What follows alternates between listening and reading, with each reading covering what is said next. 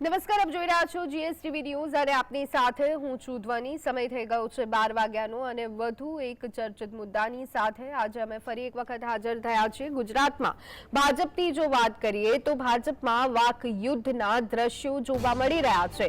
ગુજરાતના પૂર્વ નાયબ મુખ્યમંત્રી નીતિન પટેલ કે જેઓ હર હંમેશ નિવેદનો માટે જાણીતા છે, તેમણે વધુ એક વખત મોટું નિવેદન આપ્યું છે અને આ વખતે તેઓએ કહ્યું છે કે હવે રાજકારણમાં દલાલો જે છે તે વધી ગયા છે। નીતિન પટેલના નિવેદનથી ભાજપમાં ખળભળાટ જોવા મળી રહ્યું છે। આખરે નીતિન પટેલના નિવેદનો ઘણા બધા સવાલો ઉભા થઈ રહ્યા છે। બીજી બાજુ જલાલપુરમાં સીઆર પાટીલ અને આરસી પટેલ વચ્ચે કટાક્ષ જોવા મળ્યો। સાંસદ સીઆર પાટીલ અને આરસી પટેલ વચ્ચે હળવો કટાક્ષ જોવા મળ્યો। જલાલપુરના ધારાસભ્ય આરસી પટેલનું નિવેદન પણ સામે આવ્યું છે। તેઓએ કહ્યું છે કે જો મેં રસ્તા નથી બનાવ્યા તેવું કોઈ કહે તો હું રાજકારણ છોડી દઈશ, ત્યારે તેની પર સીઆર પાટીલે હળવો કટાક્ષ કર્યો અને તેઓએ કહ્યું કે સિંહનું મોઢું ગંધાય છે એવું કોણ કહેશે।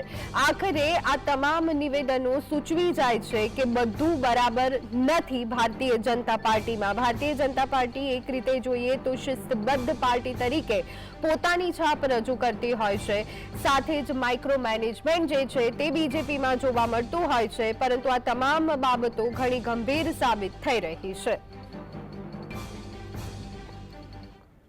કડીના ડરણ ગામે નવા મકાનના લોકાર્પણ પ્રસંગે પૂર્વ નાયબ મુખ્યમંત્રી નીતિન પટેલે કહ્યું, હવે રાજકારણમાં દલાલો વધી ગયા છે।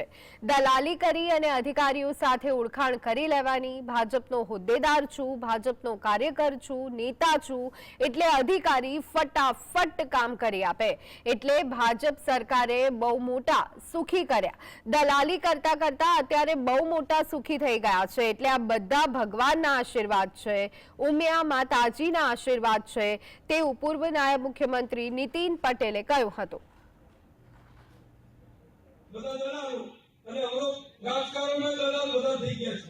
દલાલી કરી અધિકારીઓ જોડે ઓળખાણ રાખવાની, ભાજપનો હોદ્દેદાર છું, ભાજપનો કાર્યકર છું, નેતા છું એટલે અધિકારીએ ફટાફટ કામ કરી આપે।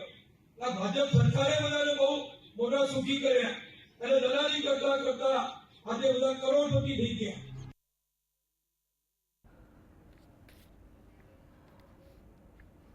તો આપે જોયું કે પૂર્વ નાયબ મુખ્યમંત્રીએ કયા પ્રકારનું નિવેદન આપ્યું છે। શું છે આખો મામલો? કડીના ડરણ ગામે પ્રસંગમાં તેઓએ અમૃત મહોત્સવ અને નવા મકાનના લોકાર્પણ પ્રસંગે તેઓ ઉપસ્થિત રહ્યા હતા। પૂર્વ નાયબ મુખ્યમંત્રી નીતિન પટેલે આ કાર્યક્રમમાં હાજરી આપી હતી અને વધુ એક વખત તેઓએ નિવેદન આપ્યું છે। આ વખતે નીતિન પટેલનું જે નિવેદન છે એ ઘણું મોટું છે અને તેનાથી ભારતીય જનતા પાર્ટીમાં ખળભળાટ મચી ગયું છે। નીતિન પટેલે શું કહ્યું તો નીતિન પટેલે કહ્યું કે રાજકારણમાં દલાલો ઘણા મોટા થઈ ગયા છે। દલાલી કરી અને અધિકારીઓ જોડે ઓળખાણ રાખવાની, પોતાના કામ કરાવી લેવાના, ભાજપનો હોદ્દેદાર, ભાજપનો કાર્યકર, ભાજપનો નેતા છું એટલે અધિકારી ફટાફટ કામ કરી આપે। આ ભાજપ સરકારે આવા દલાલોને ખૂબ જ મોટા સુખી કર્યા છે। દલાલી કરતા કરતા ખૂબ જ મોટા કરોડપતિ થઈ ગયા। આ કટાક્ષ નીતિન પટેલે કર્યો છે। કડીના ડરણ ગામમાં શાળામાં આ કાર્યક્રમ યોજાયો હતો, તેમાં પૂર્વ નાયબ મુખ્યમંત્રી નીતિન પટેલ હાજર રહ્યા હતા અને તેમના નિવેદનની અત્યારે હાલ ઘણી ચર્ચાઓ જોવા મળી રહી છે।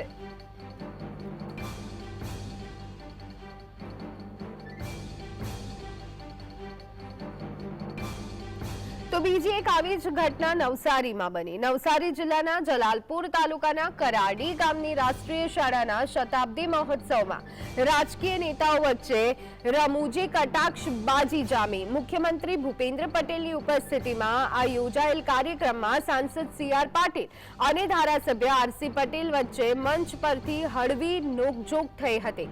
કાર્યક્રમ દરમિયાન ધારાસભ્ય આરસી પટેલે પોતાના મત વિસ્તાર જલાલપુરમાં થયેલા વિકાસ કાર્યનો ઉલ્લેખ કરતા જણાવ્યું કે જો કોઈ એમ કહે છે કે મેં મારા વિસ્તારમાં રસ્તા નથી બનાવ્યા તો હું રાજકારણ છોડી દઈશ। ત્યારબાદ સાંસદ સીઆર પાટીલે તેમના પર હળવો કટાક્ષ કર્યો અને કહ્યું કે વાઘનું મોઢું ગંધાય છે એવું કોણ કહેશે। આ ઉપરાંત તેમણે વધુમાં ઉમેર્યું કે તમે આટલા બધા રોડ બનાવ્યા છે તો તમને 7મી વખત પણ ટિકિટ આપવી પડશે. આ રમૂજી કટાક્ષબાજીએ કાર્યક્રમમાં ઉપસ્થિત લોકોમાં હાસ્યનું મોજું ફેલાવ્યું હતું. જો કે રાજકીય વર્તુળોમાં આ પ્રકારની કટાક્ષબાજી દ્વારા નેતાઓ એકબીજા પ્રત્યેના મતભેદો વ્યક્ત કરતા હોવાનું મનાય છે. મુખ્યમંત્રી ભૂપેન્દ્ર પટેલની હાજરીમાં યોજાયેલા આ કાર્યક્રમે રાજકીય ચર્ચાનો વિષય બની રહ્યું છે. વિસ્તારની અંદર પૂછ્યો એક પણ રસ્તાની યોજનાની કે છે કે અમારે રસ્તો કરવાનો બાકી છે, અને મને ખાતરી છે કે દરેકે દરેક ગામમાં દરેક મોહલ્લામાં આપણા બધાના રસ્તા બની ગયા છે. અને થોડું ઘણું બાકી છે તો હજુ થોડા 2 વર્ષ તો છે. આનાથી કોઈ કહી દે કે રોડ નહીં બનાવ્યો તો રાજરામાં આપી દે. વાઘનો મોં ગંધાઈ જેવું કોઈ કે અને ના છે.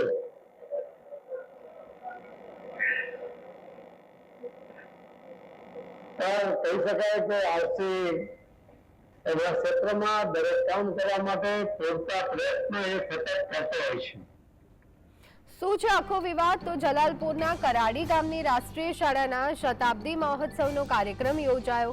રાજકીય નેતાઓ વચ્ચે રમૂજી કટાક્ષબાજી જોવા મળી. મુખ્યમંત્રી ભૂપેન્દ્ર પટેલ પણ ઉપસ્થિત હતા અને તેમની ઉપસ્થિતિમાં જ આ કાર્યક્રમ યોજાયો હતો. સાંસદ CR પાટીલ અને ધારાસભ્ય RC પટેલ વચ્ચે હળવી નોકઝોક થઈ, જે અમે આપને બતાવી. ધારાસભ્ય RC પટેલે પોતાના મત વિસ્તાર જલાલપુરમાં વિકાસ કાર્યનો ઉલ્લેખ કર્યો. જો કોઈ એમ કહે કે મારા વિસ્તારમાં નથી રસ્તા બનાવ્યા તો હું રાજકારણ છોડી દઈશ, તેવું તેમણે કહ્યું. ત્યારબાદ સાંસદ CR પાટીલે તેમના પર હળવો કટાક્ષ કર્યો અને તેઓએ કહ્યું કે વાઘનું મોઢું ગંધાય છે એવું કોણ કહેશે. આ કહેતા જ રમૂજ જોવા મળી હતી. તમે આટલા બધા રોડ બનાવ્યા છે તો તમને 7મી વખત પણ ટિકિટ આપવી પડશે. આ રમૂજી કટાક્ષબાજીએ કાર્યક્રમમાં ઉપસ્થિત લોકોમાં હાસ્યનું મોજું ફેલાવ્યું હતું. રાજકીય વર્તુળોમાં આ પ્રકારની કટાક્ષબાજી દ્વારા નેતાઓ મતભેદ વ્યક્ત કરતા હોય છે અને તે જ દ્રશ્યો જલાલપુરમાં પણ સામે જોવા મળ્યા.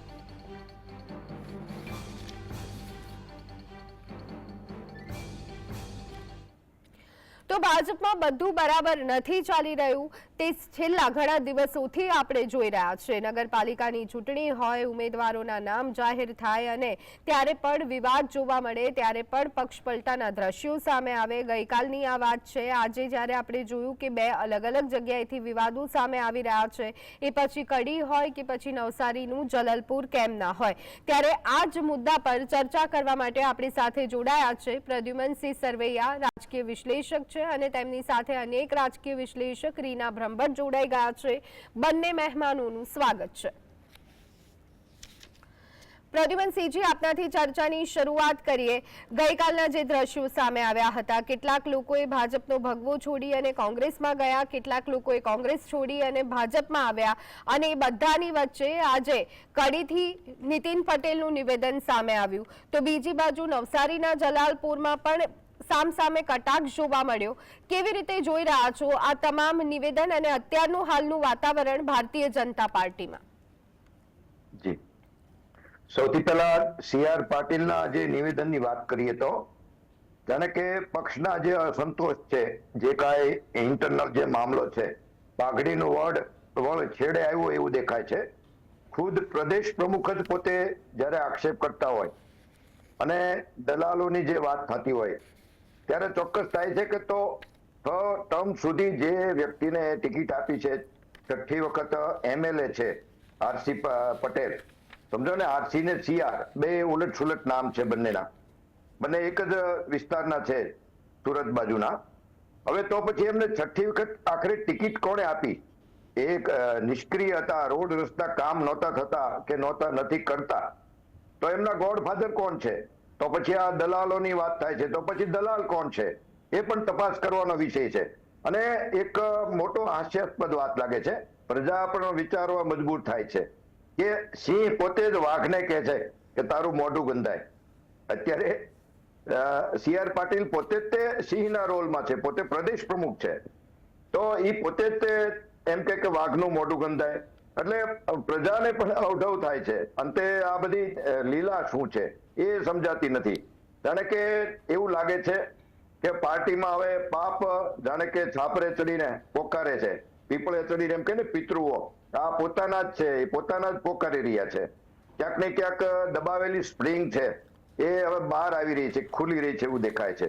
અને શું એવું લાગે છે કે પક્ષને આ સત્તા પચાવવાની હવે શક્તિ નથી, એટલે સમજાતું નથી, ખરેખર વિચારવા મજબૂર કરે છે. અને જે રીતે વાત કરીએ નીતિન પટેલની, એક ખૂબ જ અનુભવી વ્યક્તિ છે અને સક્ષમ માણસ છે. અને મધ્ય ગુજરાતમાં બીજેપીને જે રીતે સ્ટ્રોંગ બનાવવામાં એમનો હાથ છે પૂરેપૂરો. એમને ઘણું મળવું જોઈએ, નથી મળ્યું છે એ પણ સારી વાત છે. પણ એમનું જે સ્ટેટમેન્ટ છે, ભ્રષ્ટાચાર થાય છે, દલાલી ઓફિસરો જે દલાલીથી જે કાંઈ ભ્રષ્ટાચાર થાય છે, એ એમની જો વાત કરીએ, જો અનુભવી માણસ છે મુજબ, તો એને નિગ્લેક્ટ તો ન કરાય, એને નજરઅંદાજ ન કરી શકીએ. કાંઈક ને કાંઈક તથ્ય હશે, કેમ કે આટલા અનુભવી માણસ જ્યારે એના બોલે અને ક્યારે બોલે, અત્યાર સુધી એમને મિનિસ્ટ્રીમાં બહાર રાખવામાં આવ્યા છતાં જી, પણ પ્રદ્યુમનસિંહ આ બળાપો બોલે છે કે ખરેખર વાસ્તવિકતા રજૂ કરવામાં આવે છે? આ બ્રહ્મજ્ઞાન અચાનક નીતિન પટેલને કેમ થયું? તેમના સમયમાં પણ કામો નહોતા થતા, અનેક કૌભાંડો સામે આવ્યા છે, અનેક લોકોની સામે આંગળી ચિંધાઈ છે, ત્યારે તેઓ ચૂપ હતા. શું એ મંત્રી હતા એટલે ચૂપ હતા? એકાએક બ્રહ્મજ્ઞાન થવા પાછળનું ગણિત શું હોઈ શકે? રાજકીય લોકો પોતપોતાની જ્યારે જરૂરિયાત હોય ત્યારે જ અમુક વાતો બહાર કાઢે છે.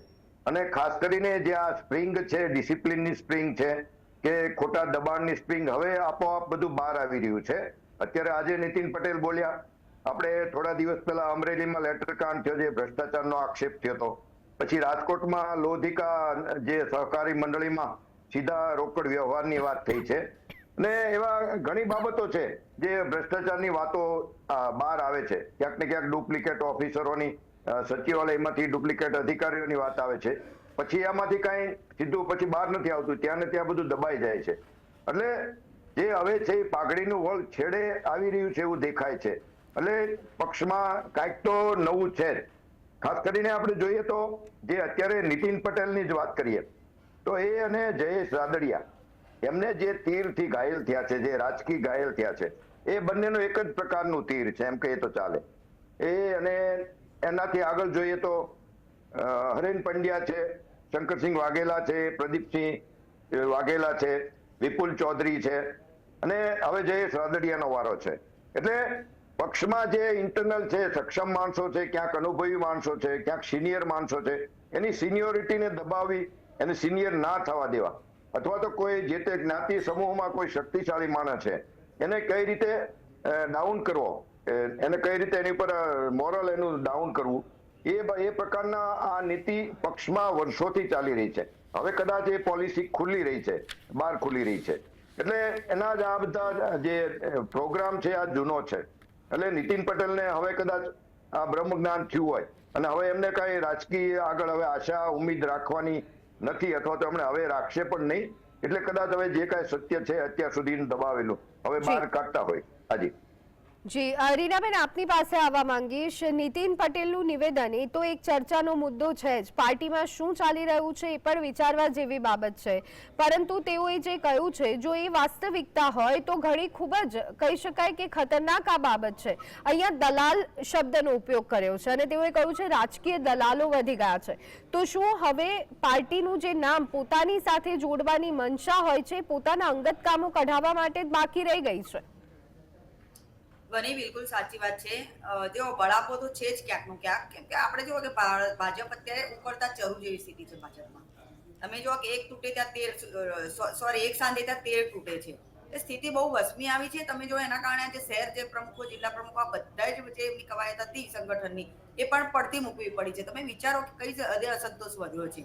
તો જૂના જોગીઓનું તો શું કહેવું, કે જે લોકો વર્ષો સુધી તમે જો કે ભાજપ પર અડધો સમય બેઠા હતા, એમની પકડ હતી, જનાધાર પણ હતો. એટલે આ લોકો બોલે એટલે એમાં એક વસ્તુ છે કે ક્યાંક બળાપો અને અસંતોષ તો હોય જ, પરંતુ રિયાલિટી છે. અને રિયાલિટી માણસો ત્યારે જ આવે છે કે જ્યારે એ લોકો સત્તાથી દૂર હોય, ત્યારે જ એ લોકો ઉઠે છે.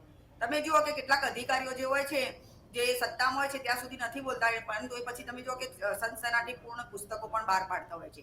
એટલે આ એક પ્રકારની કહી શકાય કે નિવેદનબાજી છે.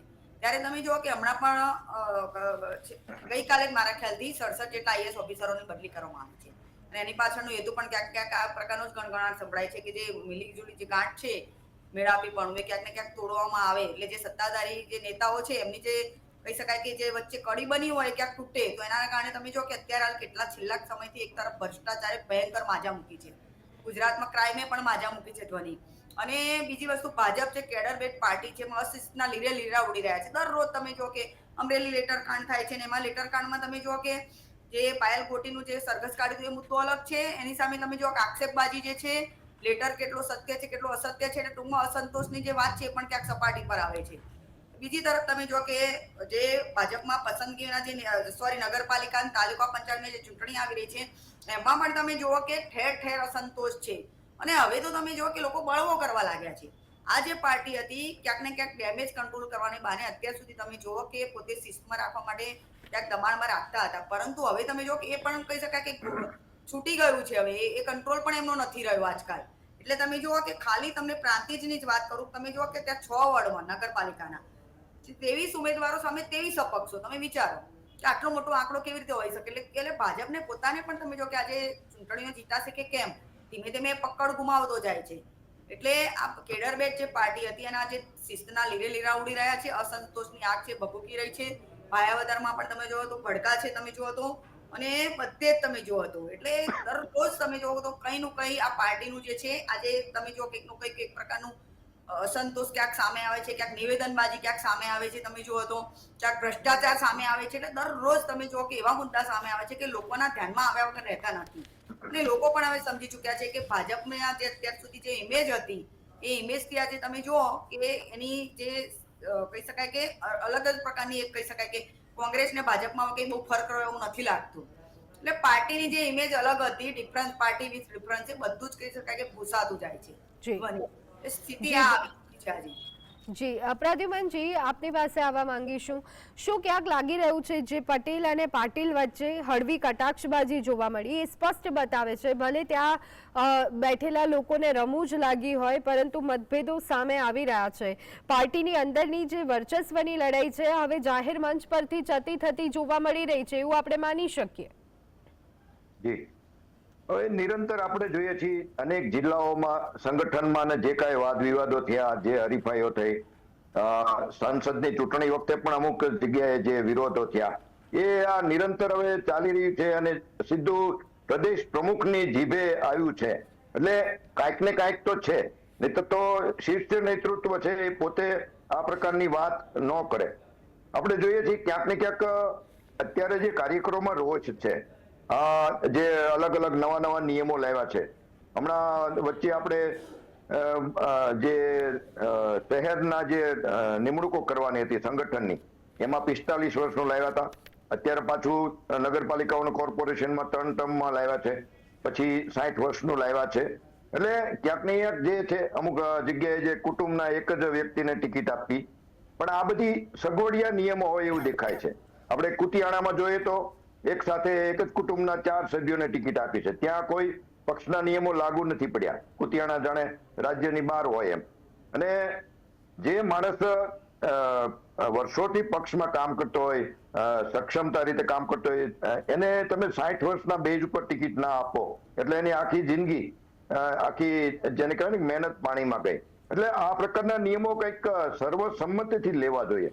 અને નિયમો હું માનું છું ત્યાં સુધી કોર્પોરેશનમાં ને નગરપાલિકામાં જે કોઈ વ્યક્તિ લડવા માંગતો હોય કે સક્ષમ હોય તો એને પ્રથમ વખત જો લડતો હોય તો એને 60 વર્ષની ઉંમરમાંથી બાદ આપવો જોઈએ, જેથી કરીને એના આટલા વર્ષનો અનુભવનો, પાર્ટી પ્રત્યેની પોતાની નિષ્ઠાનો એને ફળ મળે. અને બીજી વાત છે કોંગ્રેસીકરણની, જે કોંગ્રેસમાંથી આવે છે એ લોકોને પણ તુરંત ટિકિટ ન આપવી જોઈએ.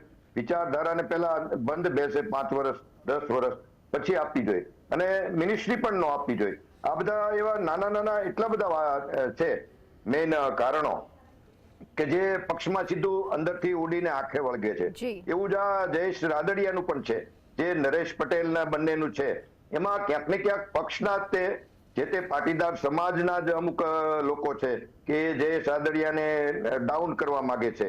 એટલે જે એ ખરેખર જે પાટીદાર સમાજના લોકો પણ જોઈ રહ્યા છે કે આ રાજકીય આખું છે, પાટીદાર સમાજનું જે સંગઠન છે એને ખોટી ઇફેક્ટ કરે છે રાજકીય બેઝ ઉપર. અને જય સાદડિયા જેવો સક્ષમ માણસને જ્યારે રાજકીય દાવપેચ કરીને એન કેન પ્રકારે ડાઉન કરવાની વાત છે, એટલે આ એક રાજકીય ચરમસીમા કેટલી હદ સુધી જઈ શકે છે એ વાત છે. હાજી જી બિલકુલ. પહેલાનો એક સમય હતો વિચારધારા સમજવાની, અહીંયા આપે વાત કરી તો એક સમય એ હતો જનસંઘમાં આવો, સમજો, જોઈન કરો અને તમને અનુકૂળ લાગે છે તો પછી તમે એની સાથે જોડાઓ. પરંતુ અત્યારે કદાચ એવું કશું જ નથી રહ્યું. આજે કોઈ વ્યક્તિ કોંગ્રેસમાં હોય, આવતીકાલે ભાજપમાં હોય, એટલે વિચારધારા સમજવું અને વિચારધારા જેવા શબ્દનો ઉપયોગ કરવો એ કદાચ હવે નિરર્થક લાગી રહ્યો છે, કારણ કે આ રાજકીય પક્ષો માટે એમાંનું કશું જ નથી રહ્યું. રીનાબેન, એક તો આપ આ વાત સાથે કેટલા સંમત થાવ છો? અને સાથે બીજી એક બાબત કે આખરે જ્યારે આટલો મોટો ગંભીર આક્ષેપ અને નિવેદન નીતિન પટેલે કર્યું છે તો આખરે ઈશારો કોના તરફ હોઈ શકે છે? ઈશારો તો આમ જોવા જઈએ તો એમનું પર્સનલ તો અત્યારે કોઈ સાથે જેમ CR પાટીલ ને RC પટેલનું ચાલ્યું એવું કંઈ નથી, પરંતુ એક સીધી વાત છે કે આ અસંતોષ, એક વાત તો એ છે અને બીજી વસ્તુ એ છે કે વાત સચ્ચાઈ પણ છે એમાં. એટલે મેં હમણાં જે કહ્યું કે 67 જેટલા જે IAS ઓફિસરોને જે મિલીભગત તોડવા માટે એક એવી વાત ક્યાંક હતી, એવી મેં સાંભળી હતી. તો તોડવા માટે ક્યાંક ને ક્યાંક આ પ્રકારનું ટ્રાન્સફર કરવામાં આવ્યું છે. તો એટલે ઈશારામાં સીધી વાત છે કે સરકાર મીન્સ કે સમગ્ર તંત્ર તરફ છે, મને એવું લાગી રહ્યું છે કે ભાજપના સંગઠનથી નહીં કે સરકારમાં જે ફેરબદલાવો આવે છે એમાં બી ખાસ કરીને તમે જુઓ કે છેલ્લા કેટલાક સમયથી ખાસ કરીને 2-3 વર્ષથી ભાજપે પોતે તમે જુઓ કે પોતાનું જ કોંગ્રેસીકરણ કરી નાખ્યું છે. એક તો કે કોંગ્રેસમાં જેની પાસે જનાધાર હોય એવા નેતાઓને તોડીને લાવવાના અને ભાજપમાં તમે જો તેમને ઉમેરવાના. એટલે આજે ભાજપ પોતે કોંગ્રેસ યુક્ત બની ગઈ છે. એટલે એક સમય એવો હતો કે મોદીજી બોલતા હતા કે દેશને કોંગ્રેસ મુક્ત કરવાનું છે, પરંતુ આજે તમે જો કે ભાજપ ખુદ કોંગ્રેસ યુક્ત થઈ ગયું છે. એટલે સ્થિતિ એ આવી છે. એટલે સીધી વાત છે કે નીતિનભાઈનો ઈશારો આમ જોઈએ તો એક જનરલ ઈશારો છે કે ભાઈ બધી જગ્યાએ આ ચાલી રહ્યું છે એમ, અને બધા એમાં મોટા ભાગે સંકળાયેલા છે. અને મને પણ એવું લાગે છે કે સ્થિતિ એ જ છે કે કેમ કે જે કૌભાંડો બહાર આવે છે તમે જુઓ તો એ દરરોજ ચોંકાવનારા છે. અને હું તો એમ જ કહું છું કે હજી બધી સંસ્થાઓની તમે ક્યાંક ને ક્યાંક તપાસ કરો તો તમને બધી જગ્યાએ મિલીભગત લાગુ પડશે જ. બીજેટની પોન્જી સ્કીમ હોય કે કોઈ પણ હોય, પરંતુ તમે જો કે કોઈ જગ્યા એવી નથી ત્યાં મિલીભગત નથી અને ભ્રષ્ટાચાર નથી થયો. એટલે ટૂંકમાં ભ્રષ્ટાચારથી લઈ તમે જુઓ કે મિલીભગતથી લઈ તમામ જગ્યાએ તમે જુઓ કે અસંતોષનો આજે એક તરફ અસંતોષની ભભૂકથી કહી શકાય કે અગંજવાળા પણ એટલી જ તમે જુઓ તો તેજ થતી ચાલી છે. એટલે આ સમગ્ર જે માહોલ છે એ તમે જુઓ કે કોઈ પણ પાર્ટીઓ એક તરફ ઇશારો એ કરી રહી છે કે તમે ધારો એટલો સમય તો તમે કોઈ જગ્યાએ પ્રજા પર કઈ સત્તા નથી, મતલબ કે તમારી પોતાનું શાસન નથી તમે ચલાવી શકતા. એક પિરિયડ એવો તો આવે છે કે જ્યાં તમારો સૂર્યાસ્ત થતો હોય છે, તમારી ભૂલો જે હોય છે એ તમને ડૂબાડે છે. અને ભાજપની જે આ મહત્વાકાંક્ષા હતી કે કોંગ્રેસને તોડો અને ભાજપમાં જોડો, અને ભાજપની કોંગ્રેસની વંટી ઠેકીને તમે જો કે સતત લોકો આવતા ગયા, અને આજે ભાજપ તમે જો કે એ સ્થાને પહોંચ્યું કે કોંગ્રેસ યુક્ત થઈ ચૂકી છે. સામે છેડે તમે જો કે કોંગ્રેસના 12 જેટલા જ તમે જો ધારાસભ્ય વિધાનસભામાં છે, એમાં પણ તમે જુઓ કે વિરોધ તો તમે જો કેટલો કઈ એમને સામનો થતો નથી. કેમ કે 12 ધારાસભ્યોનું આજે સંખ્યાબળ છે. એટલે સ્થિતિ એવી પેચીદી બની છે ધ્વની આજે કે આ જ સ્થિતિ ભાજપે જે પોતે કરી હતી કે કોંગ્રેસ મુક્ત દેશને કરવાની, એમાં પણ તમે જો આજે સ્થિતિનો સામનો એટલા માટે કરવો પડી રહ્યો છે કે જી બિલકુલ. તો દર્શક મિત્રો, ભારતીય જનતા પાર્ટી અન્ય પક્ષ કરતા અલગ છે, કેડર બેઝ પાર્ટી છે, શિસ્તબદ્ધ પાર્ટી છે. આ રીતની જે એક આખી છબી ઊભી કરવામાં આવી હતી અને કદાચ ઘણા વર્ષો સુધી એ સ્થિતિ ભારતીય જનતા પાર્ટીમાં જોવા મળી અન્ય પક્ષની સરખામણીએ. એ વાતને આપણે ડિનાય ન કરી શકીએ, પરંતુ છેલ્લા ઘણા સમયથી કદાચ હાઈકમાન્ડનો કોઈ પણ રીતનો કંટ્રોલ પક્ષ પર જોવા નથી મળ્યો, અથવા તો તમામ જે બાબતો છે એ હવે સપાટી પર આવી રહી છે. સ્પ્રિંગ જેટલી દબાવો એટલી ઉછળે, આ વાત અત્યારની હાલની સ્થિતિ પ્રમાણે ભારતીય જનતા પાર્ટી માટે ફિટ બેસી રહી હોય તેવું લાગી રહ્યું છે. બંને મહેમાનો આપણી સાથે જોડાયા હતા આજ મુદ્દા પર ચર્ચા કરવા માટે. બંનેનો ખૂબ ખૂબ આભાર. તો દર્શક મિત્રો, અત્યારે બસ આટલું. વધુ અપડેટ્સ માટે સતત જોતા રહો GSTV ન્યૂઝ. નમસ્કાર.